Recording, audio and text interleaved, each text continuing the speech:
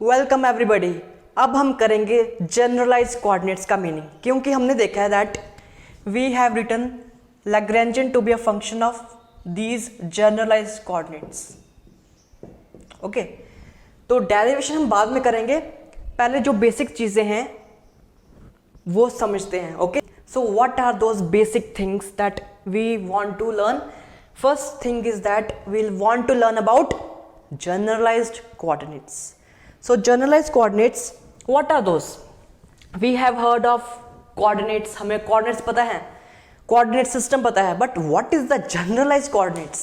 तो वही हम जानेंगे what is the generalized coordinates. Okay, so the generalized coordinates specify what they specify dash, specify the dash, but what is the dash? मैंने dash क्यों लिखा यहाँ पर? देखो, we know that coordinates represent the position of the particle. हमें पता है कि कोऑर्डिनेट्स सिंपली पोजीशन को रिप्रेजेंट करते हैं। अगर कोई पार्टिकल मूव हो रहा हो and we know that if particle is here, हमें पता है कि उसका एक्स वाई जेड कोऑर्डिनेट्स हम लिख सकते हैं, X Y Z. Okay, but why I have not written specify the position? मैं ऐसा भी तो बोल सकता था ना, that generalized coordinates specify the position, but this is only the half story. What is now the full story? Full story is that it not only specify the position but also these parameters like velocity. Like velocity का भाई कौन है? Momentum. Okay, we and etcetera energy वगैरह जो भी parameters हैं उसको हम स्पेसिफाई करेंगे through the generalize coordinates. Meaning समझ आ गया? दैट सिंपल जो हम कोऑर्डिनेट्स अभी तक यूज करते आए हैं that specify only the position, but अब हम जो पढ़ेंगे वो ये भी स्पेसिफाई करेंगे पोजीशन के अलावा। पोजीशन तो होगा ही, but we would have also the velocity and momentum. Okay, तो अब हम थोड़ा और समझना चाहेंगे what is more about generalised coordinates. Okay, इसकी थोड़ी सी फील लेंगे that what is all about the generalised coordinates. तो अब देखो, अपने ब्रेन को अब क्लास 10th में लेकर जाओ। जब तुम क्लास 10th में पढ़ते होते थे, देन मैथ्स में तुम क्या पढ़ते थे?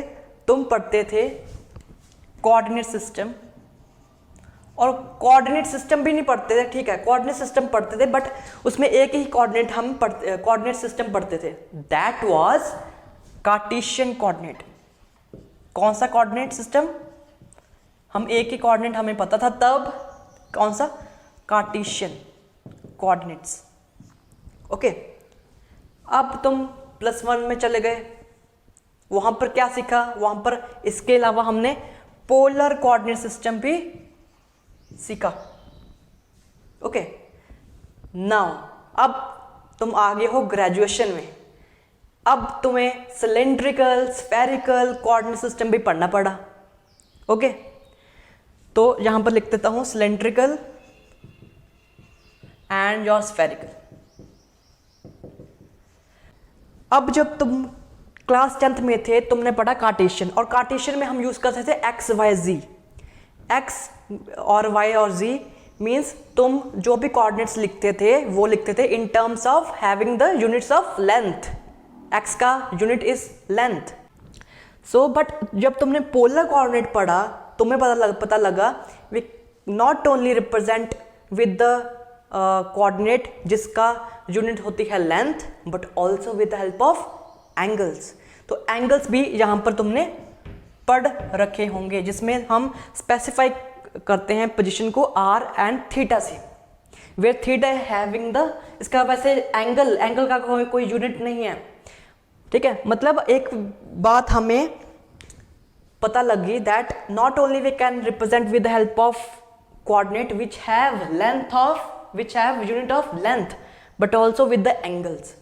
और यहाँ पर और हमें क्लैरिटी मिल गई स्फेरिकल एंड सिलेंड्रिकल में, इसमें भी हमारे पास एंगल से हम पोजीशन को स्पेसिफाई कर सकते हैं। Okay, clear? सो अब आगे हो तुम लैग्रेंजियन में इन द प्रेजेंट मोमेंट। अब क्या है, अब तुम्हें कहा गया है that let we have a generalized coordinate. अब तुम्हें पता है कि इससे और जनरलाइज्ड कोऑर्डिनेट बना सकते हैं। अब तक कहानी क्या थी, that we can represent our coordinates in terms of coordinate which have the units of length और they can be in the angles. Angles में भी हम कोऑर्डिनेट को रिप्रेजेंट कर सकते हैं। बट एक स्टेप अब हम आगे बढ़े लैग्रेंजन में, और यहाँ पर हम एक चीज़ नहीं सीखते हैं, that is the whole story, that we can not only represent with only the position of the particle. हम पोजिशन से ही नहीं रिप्रेजेंट करना चाहते, हम करेंगे उसको वेलोसिटी से, मोमेंटम से। ठीक है, तो यहाँ पर हमारा दिमाग खुल गया। ओके, स्पेसिफाई मतलब हम पोजीशन से भी कर सकते हैं, वेलोसिटी से भी कर सकते हैं, मोमेंटम से भी कर सकते हैं। ओके, अब एक क्वेश्चन आएगा तुम्हारे मन में, that why we need velocity and momentum to specify the positions, not only the position, sorry, to specify the information of the particle. क्यों हम वेलोसिटी और मोमेंटम चाहेंगे? इतना, ये तो सिंपल थे, अब हमें और पढ़ना पड़ेगा क्या? और लैग्रेंजन में हम और कुछ देख रहे हैं, फेस स्पेस देख रहे हैं, हम जनरलाइज कोऑर्डिनेट्स देख रहे हैं, इससे काम नहीं चलता, इन चार से काम नहीं चलेगा क्या? मैं कहूँगा नहीं चलेगा। क्यों नहीं चलेगा? क्योंकि जब हम ये रिप्रेजेंट कर रहेंगे, ठीक है, मैथ्स, अगर हम सिर्फ मैथ्स पढ़ रहे हैं then it is okay, but if we are studying the physics, अब फिजिक्स में क्या है, मोशन हो रहा है पार्टिकल का, we need to also know about velocity. हम वेलोसिटी के बारे में जानना चाहेंगे, हम मोमेंटम के बारे में जानना चाहेंगे, हम एनर्जी के बारे में जानना चाहेंगे, बट यहाँ पर वो हमें सहूलियत नहीं दे रहे कि using these systems we can represent the velocity of the particle and analyse it. वो इससे, इन सिस्टम से हमें नहीं मिल रहा। तो हम क्या करते हैं, first of all we introduce our generalize coordinates. ठीक है, एक काम तो मैंने बता दिया। दूसरा, उन जनरलाइज कोऑर्डिनेट्स से हमें एक और कोऑर्डिनेट सिस्टम बना सकते हैं, तो हम एक न्यू कोऑर्डिनेट सिस्टम सोच सकते हैं। ओके, तो जैसे हमने जनरलाइज कोऑर्डिनेट्स लेकर आए, वैसे ही हमें एक और कोऑर्डिनेट सिस्टम चाहिए। ओके, वहां से शुरुआत होती है हमारी फेस स्पेस की। जनरलाइज कोऑर्डिनेट सिस्टम पता लग गया क्या होता है, to specify velocity, momentum and energy and all those parameters. And उसके लिए अगर हमने कुछ सोचे हैं new parameters to introduce the new coordinates, है ना, तो उसके लिए हमें एक न्यू कोऑर्डिनेट सिस्टम भी सोचना पड़ेगा। ओके, तो उसके लिए हम एक इंट्रोड्यूस करते हैं, कोऑर्डिनेट सिस्टम ही है वो भी, but we introduced a phase space, phase space. अब इसकी हम चाहते हैं कि what is why we have given such name phase space. Okay, space means जब हम भी कोऑर्डिनेट सिस्टम की बात करते हैं वहां पर ये भी स्पेस है, that is real space, that are real space, this is a real space. But जब हम फेस स्पेस की बात करते हैं दैट इज प्योरली मैथमेटिकल, क्योंकि ये तो हमने इन्वेंट किया ना, ये तो हमें पता था पहले से ही, through we are living in the 3D space, तो हमने 3D एक्सिस की कोऑर्डिनेट सिस्टम बना लिया।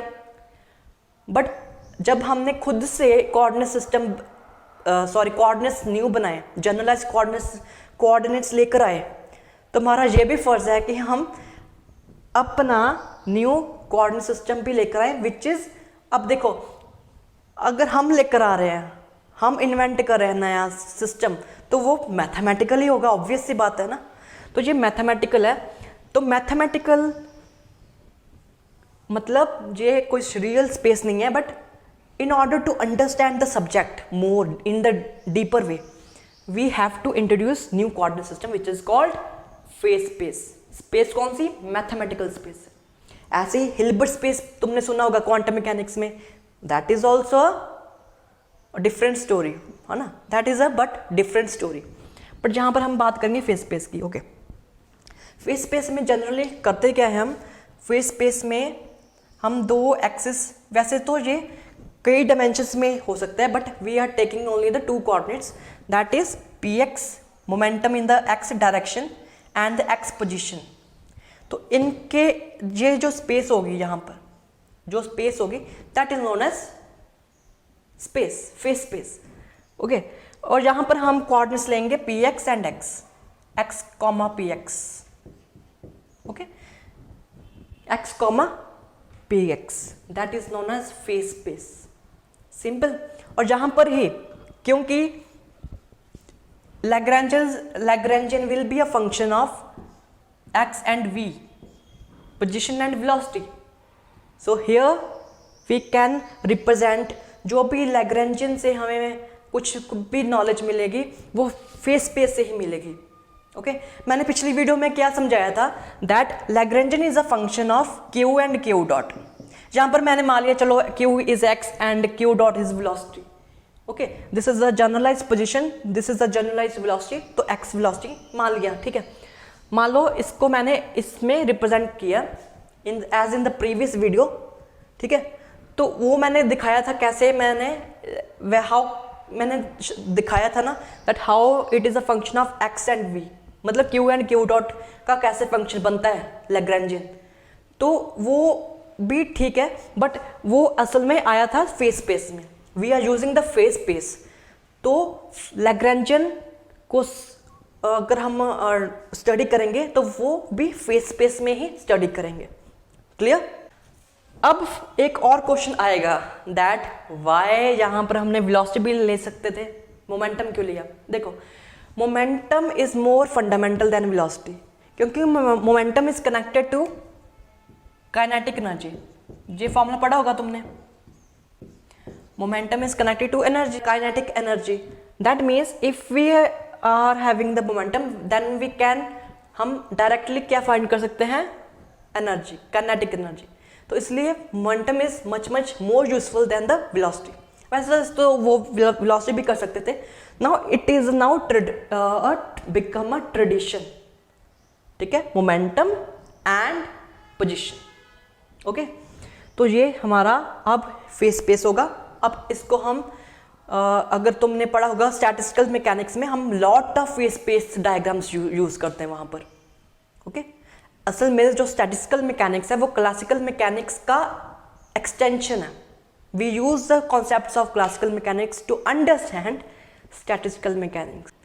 तो अगर तुम्हें ये वीडियो पसंद आई हो then please share, like and subscribe. Thank you.